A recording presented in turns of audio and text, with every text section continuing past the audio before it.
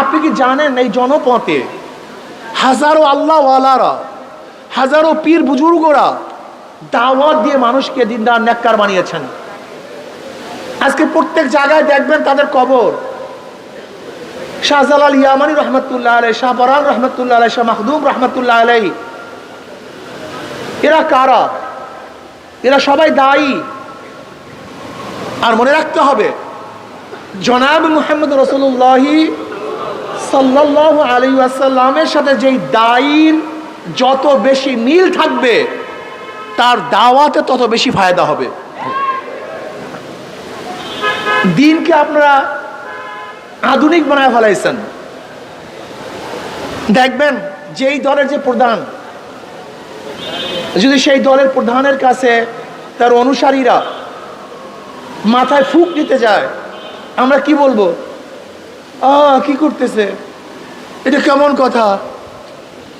অথচ নবী আলাইহিস সালাত ওয়াস সাহাবারা নবী আলাইহিস সালাত ওয়াস সালামের কাছে মাথায় ফুঁক দেওয়ার জন্য গেছেন কি যান নাই? তার মানে আজকে যদি কেউ কারোর মাথায়, আমার মাথায় ফুঁক দেয়, মাথা মাসে করে, কি বলবে? এটা আধুনিক না, বরং এইটাই সুন্নাত। এটা আধুনিক দেখি তো এটা সুন্নাত, কিন্তু এটা আমরা ভুলে গেছি। নবী আলাইহিস সালাত ওয়াস সালামের কাছে তার সাহাবারা কিভাবে বসতেন? আদব সহকারে বসতেন। দেখবেন মাশায়েখের সামনে এখন তার অনুসারী আদব সহকারে বসেন। মাশায়েখদের সামনে নবী আলাইহিস সালাত সাহাবারা যেরকম মাথা নিচু করে বসতেন, উচ্চ আওয়াজে কথা বলতেন না, এখনো দেখবেন হক্কানি পীর বুজুর্গর কাছে এইভাবেই তারা বসেন। নবী আলাইহিস সালাতু ওয়াস সালামের কাছে তার অনুসারীরা দোয়া নিতেন। এখনো দেখা যায় যারা মাশায়েখ হক্কানি আল্লাহওয়ালা, তাদের কাছেও তার মুরব্বীদের কাছে দোয়া নেন।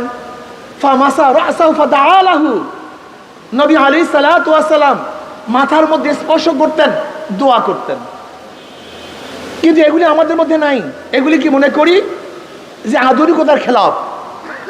নবী আলাইহিস সালাতু ওয়াস সালামের দরবারে এমনও কিছু লোক ছিল যাদের মাথা ছিল এলোমেলো, যাদের পোশাকগুলি ছিল জীর্ণ শীর্ণ, যাদের চেহারার মধ্যে রং ছিল না, ঢং ছিল না। এমনকি নবী আলাইহিস সালাতু ওয়াস খাস লোকগুলি এমন ছিল, বড় লোকের দরজার কাছে গেলে বড় লোকের দরজা খুলতো না। ভদ্র পরিবারে যদি বিবাহের জন্য প্রস্তাব দেওয়া হতো, তাহলে ভদ্র পরিবারের লোকগুলি তাদের কাছে তাদের মেয়ে বিবাহ দিত না। এরকম জীর্ণ শীর্ণ লোক ছিল নবী আলাইহিস সালাতু ওয়াস দরবারে।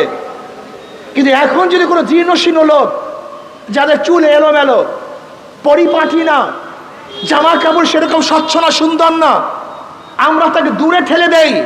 কিন্তু জনাব মুহাম্মদ রাসূলুল্লাহ সাল্লাল্লাহু আলাইহি ওয়াসাল্লামের কাছে এই লোকগুলি সবচেয়ে দামি ছিল। যেই মাজলিসের মধ্যে, যে জামাতের মধ্যে এরকম কিছু লোক থাকবে না, তাহলে কি মনে করতে হবে? নবী আলাইহিস সালাতু ওয়াস সালামের পুরো সাহাবার জামাতের সাথে তাদের পূর্ণাঙ্গ মিল নেই। নবী আলাইহিস সালাতু ওয়াস সাহাবাদের মধ্যে এরকম কিছু লোক ছিল যারা ভয়ে, তাদের অবস্থা কি ছিল? বুখারীর মধ্যে রওয়ায়াত আসছে, নবী আলাইহিস সালাতু ওয়াস সালাম বয়ান করতে দাঁড়াইলেন, খুতবা দিতে দাঁড়াইলেন। তিনি কবরের বয়ান শুরু করলেন। দাজ্জাল মুসলিমুনা দাজ্জাতান, মুসলমানদের মধ্যে হায়বা শুরু হয়ে গেছে।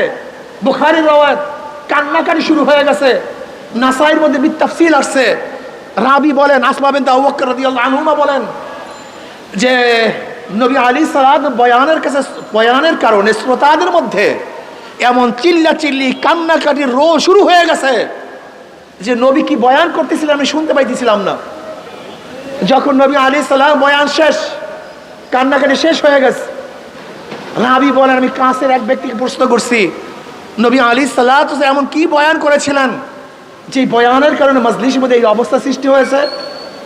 তখন সেই কাছে থাকা ব্যক্তি বললেন, নবী আলাইহিস সালাত বলেছেন অচিরেই কবরের মধ্যে দাজ্জালের ফিতনার মতো ফতনার সম্মুখীন হতে হবে।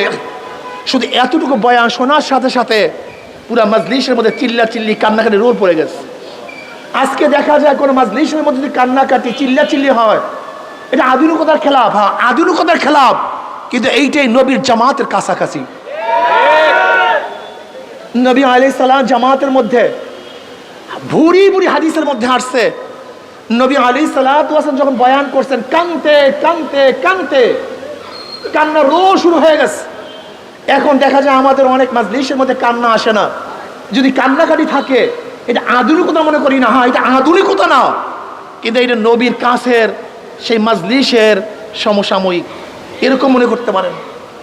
আমি কি বলতে চাই, মনে রাখতে হবে জনাব মুহাম্মদ রাসূলুল্লাহ সাল্লাল্লাহু আলাইহি ওয়াসাল্লাম জামাতের সাথে যত বেশি আপনার মিল থাকবে, মনে করতে হবে তত বেশি হক অবস্থা আছেন। আর নবী আলাইহিস সালাত ওয়াস জামাতের সাথে যত বেশি দূরত্ব মিল থাকবে না, মনে করতে হবে দ্বীনের থেকে আপনি তত দূরে অবস্থান করতেছেন। আল্লাহ আমাদের সবাইকে আজীবন নবী আলাইহিস সালাত ওয়াস সালাম মজলিসের রূপে আমাদের মজলিসগুলোকেও সুসজ্জিত করার তৌফিক আল্লাহ আমাদের সবাইকে দান করেন।